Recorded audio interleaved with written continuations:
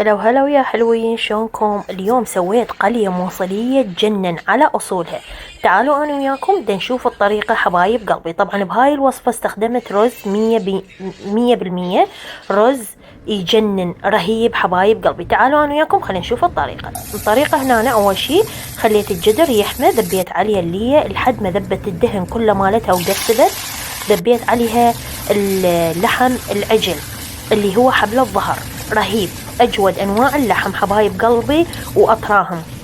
طبعا هنا نشتغل الوسواس القهري مع تنظيف، أمشي وأمسح. هنا ورا ما حمس اللحم كله زين ذبيت عليه بصل مكعبات وبصلايتين صغار، إذا عندكم كله صغار ذبوه حبايب قلبي. وراها خليت الفلفل الأسود ودبس التمر، خاشوقة وحدة تكفي. حمسته كله زين حبايب قلبي، وآخر شي ضفت الملح. هنا ورا ما حمسته ضفت المي عليه وخليته ساعة على نار ناصية عيوني انتو.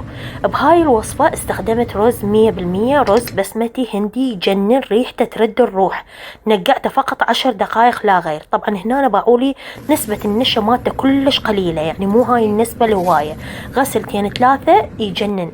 طبعا ريحته ريحة التمن العنبر، موجود بكل الأسواقات العراقية، متوفر وحتى سعره جدا جدا مناسب. سويت هنا تمن شعرية، حمصت الشعرية وذبيت عليه التمن المغسول والمنقوع 10 دقائق لا غير.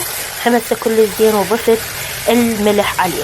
شوفوا لي حبايب قلبي، خليت الملح ورا ما تهدر. شوفوا لي شلون منثور نثر ولا تمناية مكسورة. الله شاهد حبايب قلبي، تمن بأي أسواق تشوفوه اخذوه وجربوه وادعولي والله العظيم. وعلينا وعليكم بألف عافية. إذا وصلتوا لهذا الفيديو أريد تدعمون الصفحة مالتي.